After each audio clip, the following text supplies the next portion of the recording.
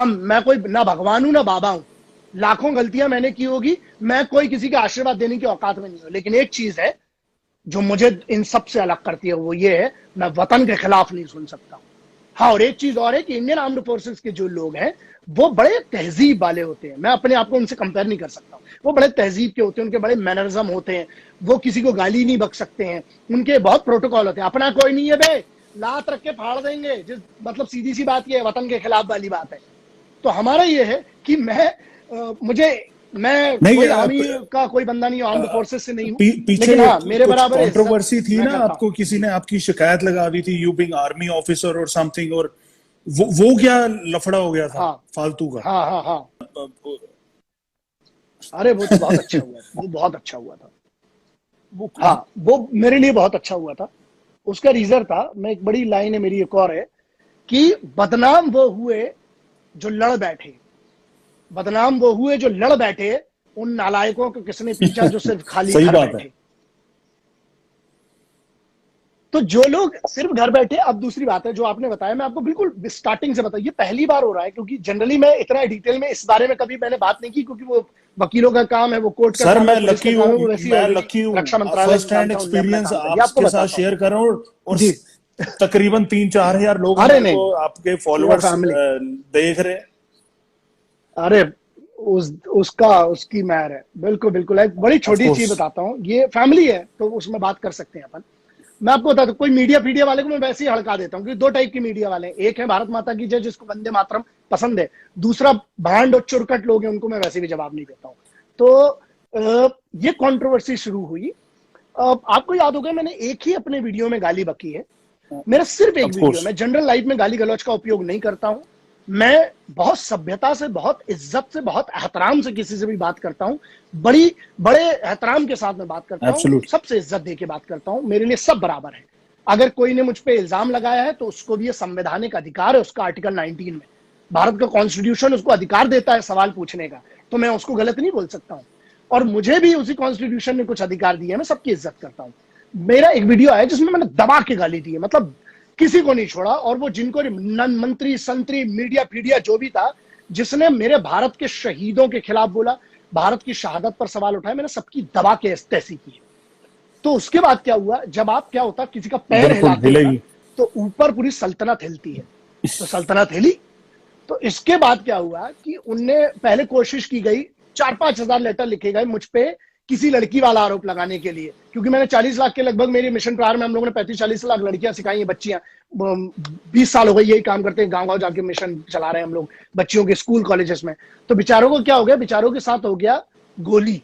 इनको कहीं से भी 40 लाख लड़कियों में भी इनको कोई शिकायत नहीं मिली, क्योंकि अपना उसूल क्लियर रहा है, लंगोट रखी है टाइट और पेपर रखे हैं राइट, इसीलिए अपन किसी के बाप से नहीं डरते। तो हमने क्या किया, इनको अपना काम करने दो, हम अपना काम करते रहे। इसके बाद जब वो नहीं मिला तो इनने बोला यार अब क्या करें, तो इनने खेला कि चलो अपन कंप्लेंट खेलते हैं, शिकायत खेलते हैं।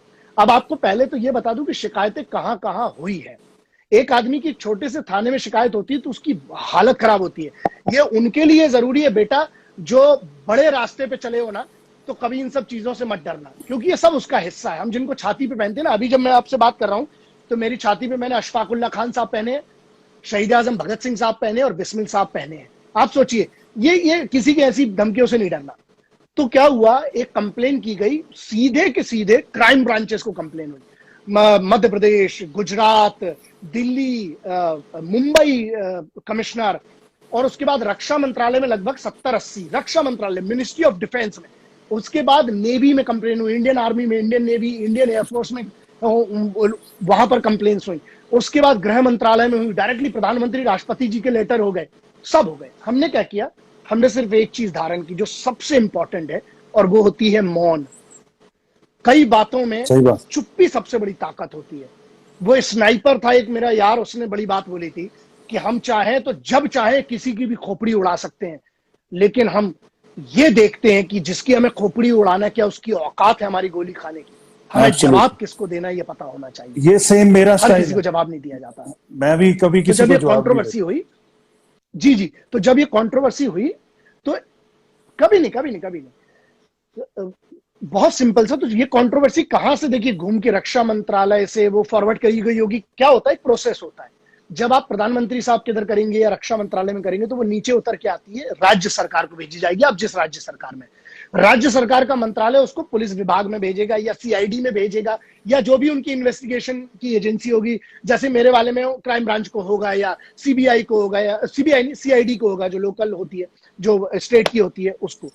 तो उनने क्या किया, वो कंप्लेंट्स फॉरवर्ड होगी। जैसे एक कंप्लेन आई जिसका नंबर, जहां से पूरा शुरुआत हुआ था 8 अक्टूबर 2016, ये इंटरनेट पे शुरू हो गया था 23 मार्च 2016 को, शहीद आजम का जो है शहादत दिवस था। उसके बाद ये आई मुंबई की कमिश्नर साहब के पास, ऑनलाइन कंप्लेन की गई। कंप्लेन का नंबर 6994, ये कंप्लेन कहीं से भी कोई भी निकलवा सकता है, 6994, जो कि मुंबई के कमिश्नर साहब को। अब आपको एक बात बताता हूं, महाराष्ट्र पुलिस, मुंबई पुलिस में एक प्रोसेस है, जो भी कंप्लेन होती है ऑनलाइन, उस कंप्लेन को 72 घंटे के अंदर क्लोज करती है मुंबई पुलिस, चाहे वो किसी के भी खिलाफ हो। और मुंबई पुलिस में जो सवाल अगर कोई को उठाना है तो एक काम खुद सोचो, अरे इसने किस किस को नहीं छोड़ा यार, किसी को आज तक बख्शा है मुंबई पुलिस ने? बड़े बड़े स्टार्स हो, चाहे बड़े बड़े नेता के लौंडे हो, चाहे बहुत बड़े बड़े आप मीडिया हाउस के मालिक हो, बड़े से बड़े लोगों को ना मुंबई पुलिस उठा के अंदर डाल देती है। क्योंकि यहाँ इसीलिए ये जो मुंबई है ना, महाराष्ट्र की मुंबई, इसीलिए मुंबई पुलिस की इतनी बड़ी वैल्यू है, वरना इधर बराबर तो माफिया कहीं हुआ नहीं। तो क्या हुआ, वो कंप्लेन आई। अब जब कंप्लेन आती है तो उनने ये तो नहीं सोचा होगा कि हमारी मूछें लंबी है, इसको माफ कर दो, नहीं, उस कंप्लेन पे इंक्वायरी होती है और 3 दिन के अंदर, 72 घंटे के अंदर उन लोगों ने पूरी इंक्वायरी करके जो जो क्लेम किए गए थे, मैं आपको क्लेम भी बता दें, तो ग्रैंड मास्टर शिपू जी फेक है, फ्रॉड है, उनने ये बोल दिया। उनने ये कह दी कि शिपू जी ग्रैंड मास्टर ने फौज के नाम पे पैसा कमा लिया, ये बोल दिया। शिपू जी ग्रैंड मास्टर ने फौज की वर्दी ही पहन के घूमता रहता है पूरे दिन, वो फौज की टोपी लगा ली, फौज के लोगो लगा लिए। लल्ला, तुम ज्यादा सही तरीके से इसको जानोगे कि भारत की, आपको एक बात बताते तो, आर्मी की अलग इंटेलिजेंस होती है जिसे मिलिट्री इंटेलिजेंस कहते हैं, नेवी की अलग इंटेलिजेंस होती है जो कि नेवल इंटेलिजेंस है, एयरफोर्स की अलग इंटेलिजेंस होती है, इसके बाद होती है इंडियन इंटेलिजेंस ब्यूरो होता है, फिर आर्मी इंटेलिजेंस ब्यूरो होता है, फिर उसके बाद सेंट्रल ब्यूरो ऑफ इन्वेस्टिगेशन होता है, फिर उसके बाद हर स्टेट की क्राइम इन्वेस्टिगेशन डिपार्टमेंट, जिसको सीआईडी बोलते हैं। सब में कंप्लेन तो कर दी थी।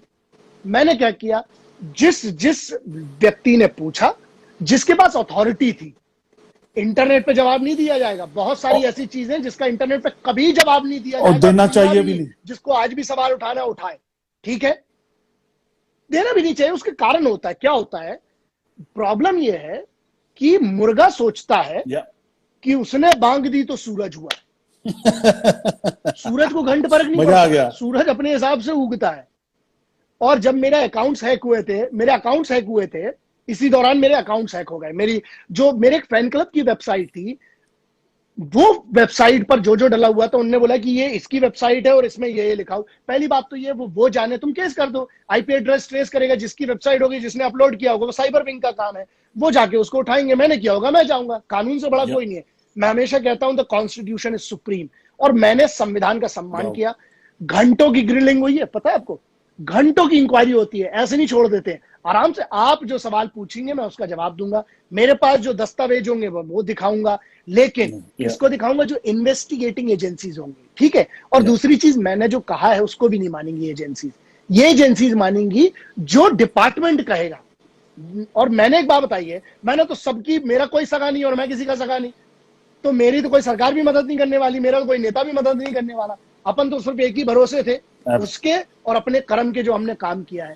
मैं कहता, मैं फ्रीलांस कमांडोज मेंटोर हूं, और जो लोगोज मेरे पास है, जो मेरा, हाँ, जो 1-2 पहने, मैं तो कह रहा हूं मैंने पहने हैं, मैंने जो लोगो लगाए, जो मैंने लोगो, मेरे जो वीडियो में अगर मैंने कहा है कि वो मेरा लोगो है, आप जाओ ना, उसकी कंप्लेन पहले भी कर दी, अभी भी कर दो साले, जिसको जहां करना है।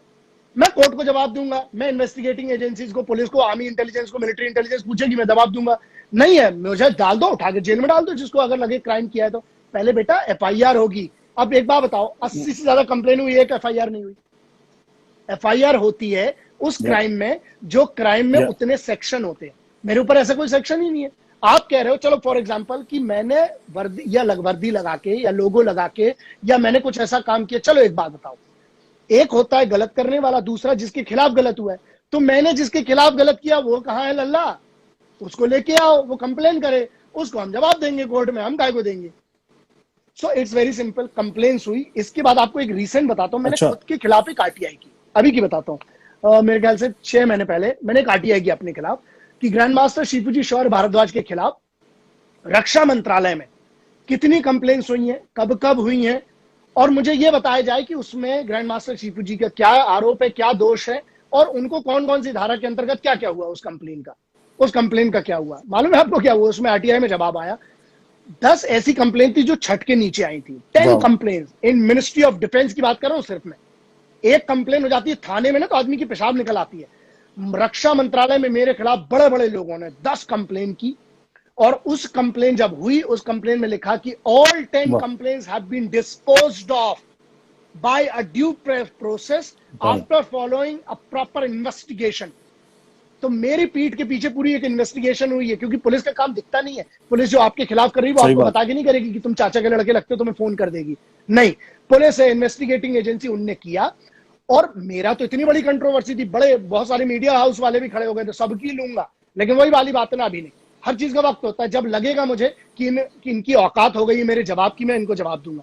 मैंने क्या किया, जिसने भी मेरे खिलाफ लिखा मैंने उनको लीगल नोटिस भेजा, बिकॉज वो प्रोसेस है, लीगल प्रोसेस है। मैंने उसको किया, जिसको खिलाफ मेरे को केस करना था 499 और आईपीसी 500 का केस होता है, वो कर दिया। सेक्शन 67, 66 से जहां जहां जो केस होते हैं सब कर दिए। क्या होता है, आराम से सबको मिलेगा, चिंता मत करना। नागिन अपना बदला भूल सकती है, लेकिन योद्धा नहीं, और सालों में योद्धाओं का गुरु हूं, तो मेरा तो भूल ही जाओ बदला, वो जाएगा, सब भुगतेंगे, लेकिन कानून के तरीके से, आज नहीं। तो इनके सबके हो गए, and all complaints have been disposed of. हाँ, मेरा जो है, मैंने अभी पोस्ट भी किया था, मेरा जो बैजेस है बेसिकली, मेरा कमांडोज मिट्टी सिस्टम है, जो मेरा इन्वेंशन है, उसके मेरे लोगोज हैं। जो मैं टोपी पहनता हूं उसमें जो बैरे लगाता हूं, वो सिर्फ और सिर्फ क्या होता है शेरू साहब, आप जिम जाएंगे, एक बात बताइए, मान लीजिए मैं जिम गया हूं, मैं मान लीजिए मैं हिंदू हूं, तो धोती कुर्ता पहन के जिम जाऊंगा भाई। यार गियर, ट्रेनिंग गियर, भाई आप बनी बात है, आप टी शर्ट पहनेंगे, आप एक शॉर्ट्स पहनेंगे, आप सपोर्टर पहनेंगे, आप जो जो आदमी करता है, बेल्ट लगाता है, उसको डेडलिफ्ट करना होता है, तो आदमी अगर रिस्ट हैवी वेट मार रहा, अपनी रिस्ट को कवर करेगा, अपने एल्बो को कवर करेगा, because they are basic rules of that place, right.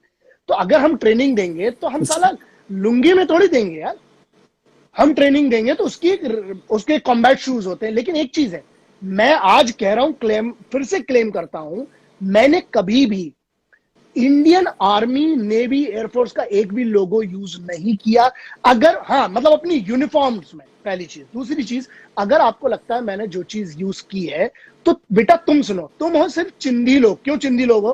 क्योंकि तुम्हारा काम है कंप्लेन करने का। जिनके पास कंप्लेन कही थी ना, वो लोग हैं अथॉरिटी, उनने पूरी इन्वेस्टिगेशन की।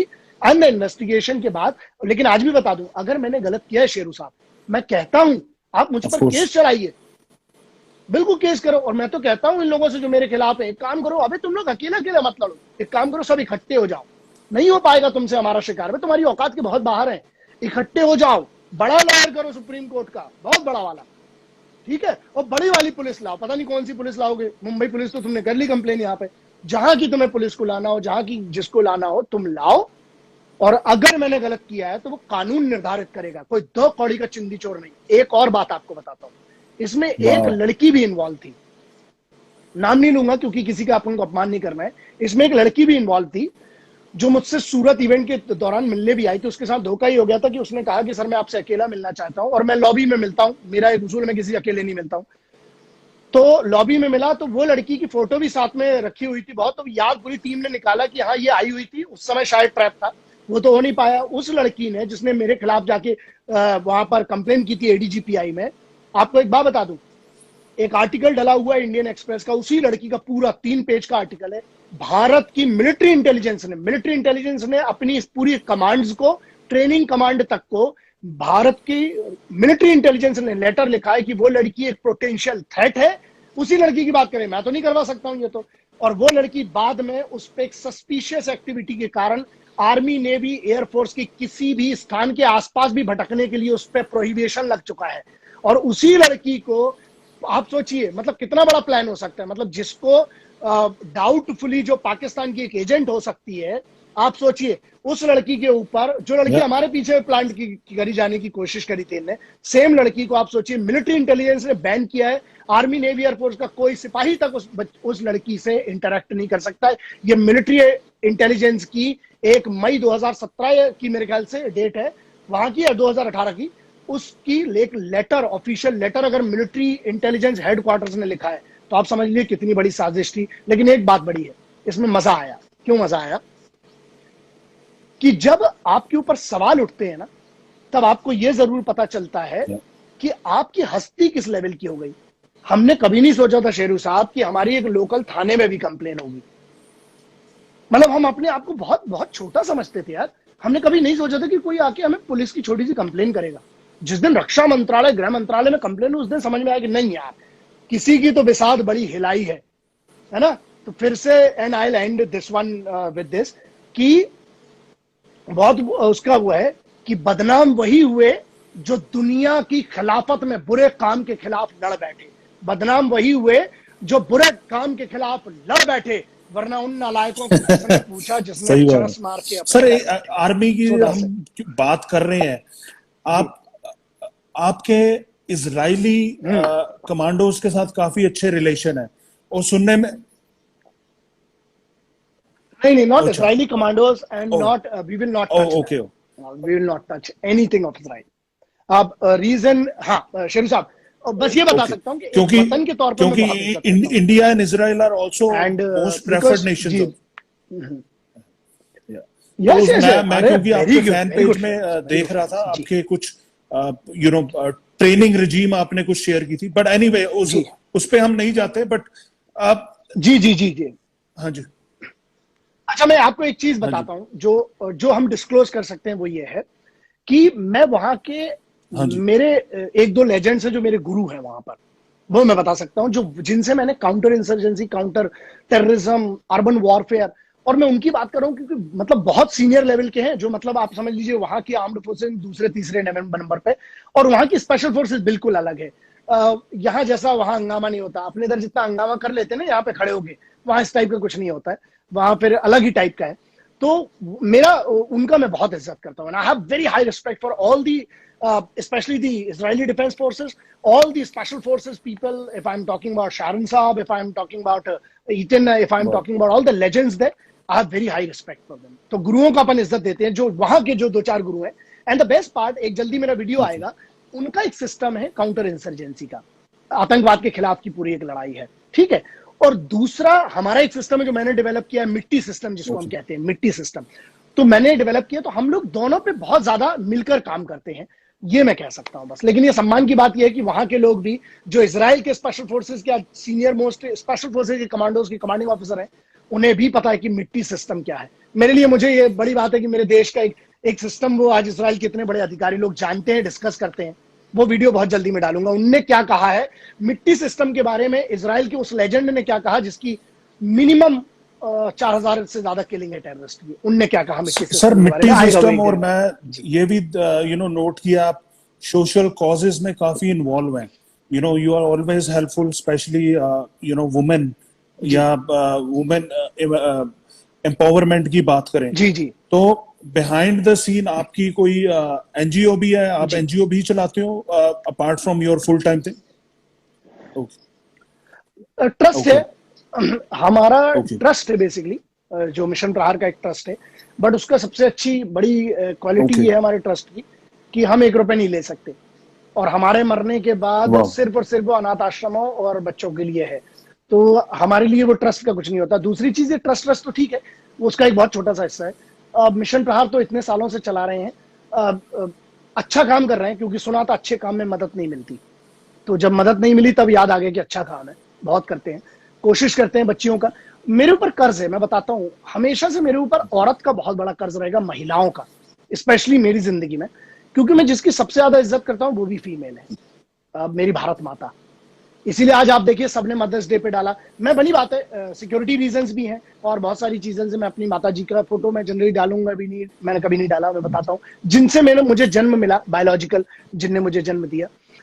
लेकिन मैंने आज भारत माता का डाला है, पूरा अपना भारत का हमने एक नक्शा डाला और उस पर लिखा माँ तुझे सलाम। मेरे लिए मदर्स डे वही है। तो एक तो ये है कि माँ। दूसरी चीज आपको एक बात बताता हूँ कि आप इस जेंडर को समझिए। जेंडर बड़ा पावरफुल होता है। कैसे? तो इसीलिए हमें महिलाओं को सर्व करना चाहिए। फीमेल्स को मैं सोचता हूं कि हम जो कर सकते हैं, क्योंकि उनका बहुत कर्ज है। मैं बताता हूं कौन कौन से कर्ज हैं। पहला कर्ज तो ये है कि जो हमारी आत्मा है ना, मैं आत्मा को मानने वाला हूँ, मतलब बाबा बाबा वाली नहीं, बट एक रूह है, एक अंदर आवाज होती है ना, जो जिसको जो जीत लेता है तो योद्धा बनता है। कैसे? जैसे एक आवाज कहती है कि यार अबे अलार्म जो है यार उसको स्नूज कर दो, यही आत्मा है। और वही एक आत्मा है जो कहती है कि नहीं उठ, तेरी बेइज्जती हुई थी, जवाब देना है, खड़ा हो, मेहनत कर। तो ये जो आत्मा है ना, अंदर की एक आवाज है, जिसको आप सबकॉन्शियस जो भी कहने हैं इसको, रूह जिसको कहते हैं।